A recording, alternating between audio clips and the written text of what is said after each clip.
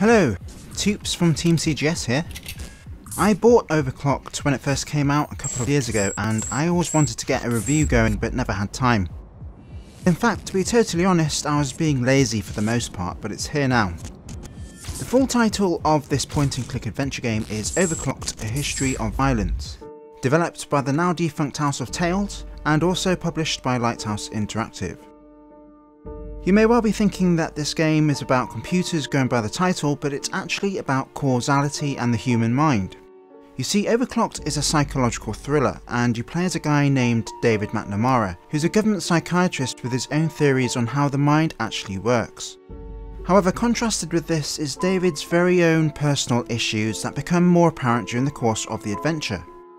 You may contact your wife at the very beginning, and this kind of sets the tone for the whole game, even before you set foot outside the door. The first thing you notice is how good the graphics are for a point-and-click adventure game, and together with the gloomy backdrop of New York City starts off looking really promising. The rain effects add to the atmosphere, and I really like the contrast of feeling at ease with the modern city itself, with the feeling of isolation and formality of the psychiatric ward and its surroundings. The psychiatric ward, by the way, is located on Staten Island, and David has to catch the ferry whenever he wants to go over there. How this was implemented was quite clever, as not only did the ferry crossing serve as a place where the story events would unfold, but also as an indication to the player that they would be leaving the relative safety of a populated city for an isolated island with mental patients for company. Yippee! Like Grey Matter, the animation is quite poor, to be honest, and once again demonstrates that if you create a beautifully rendered world so as in order to draw the player in, small niggles such as poor animations stand out like a sore thumb. Like that game, it breaks the illusion, and thus to a certain extent reduces the effectiveness of other parts of the game the designers had worked so hard to achieve. Once you set foot on Staten Island, it's your task to unravel the mysterious case of 5 young men and women who've all been found scattered throughout New York in various states of undress and suffering from amnesia. How the game goes about doing this is quite unique for a video game, because the player has to enter into each of the patient's memories to unravel their past as short flashbacks, thereby reliving their personal experiences in reverse chronological order, beginning with their arrival on the ward. To further add a bit of variety, each of the patients had their own personality, which adds to the increasing interest of the player and diversity of each flashback. On top of this, David does not have immediate access to all the patients and must find ways to go about doing this. What adventure game would be complete without an in-game PDA? David's state-of-the-art PDA has the same functions as you would expect from such a device, but with the added bonus of recording his thoughts and recollections during the investigation. Record date, Sunday, November the 11th, 2007, 8 a.m. Today I began my Staten Island examinations early. Objective of the examinations is the reconstruction of recollections. No idea what to expect. It also serves to help players recap on previous notes they may have missed, as well as allowing the player to eventually access other patients.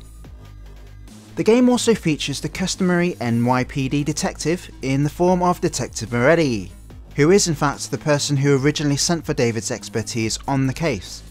I did find it odd that with a fairly novel approach to the flashbacks introduced within the game, it then lowered itself by resorting to stereotype in other areas.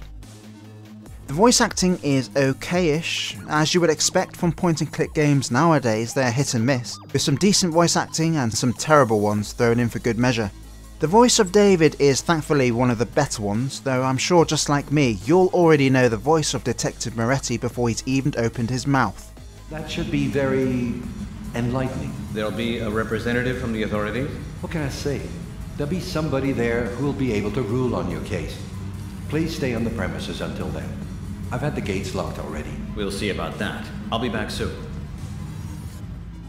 Now for the bad parts, apart from the animation and stereotype. The puzzles are not very taxing here, and you'll find that the majority of them are either fetch and carry or a simple matter of elimination. This is demonstrated by one such puzzle requiring the player to simply go through each of the CCTV cassette tapes to find a particular event. It's quite boring and an insult to the player's intelligence, to be honest.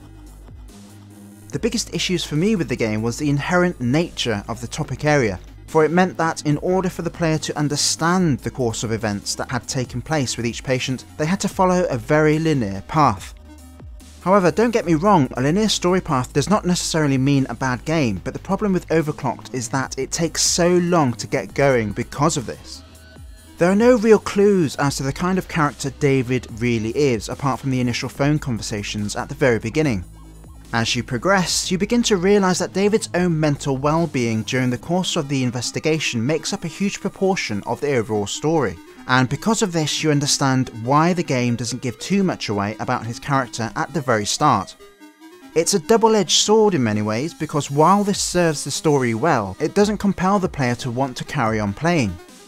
If you've persevered that far, then you've already gotten past the most difficult part of the game. But for me, there were many times during the beginning where I just didn't have the motivation to continue playing, partly because of the lack of details about the character, partly due to a total lack of descriptive cues, but also due to the scarcity of the game's inhabitants. I mean, for instance, next to David's hotel is a bar, which is used to progress parts of the story, to offer a change of scenery and a place for the main character to relax. The problem is, it seems like it was just added into the game for the sake of it, because you never get the sense of what it was intended to be, for the interaction here is not only bare, but devoid of any character. The biggest gripe I had though was in the game's inability to describe the surrounding habitat. Other games, like Broken Sword or like Monkey Island, use these descriptive cues not only to allow the player to get a better idea of the main character's personality, but to add to the involvement of the player. As mentioned, the fact that this is not used within Overclocked is due mainly to the developers wanting to hold back on giving too much information about the character away too soon, though once again the game suffers early on due to a general lack of interaction. The flags had faded, but their message was still pretty clear. Fascist regalia, a message of hate. Now you would think it would have an epic ending as compensation for going through the whole game with little to go on, but it falls flat on its face here as well, because the ending is, by and large, a huge disappointment.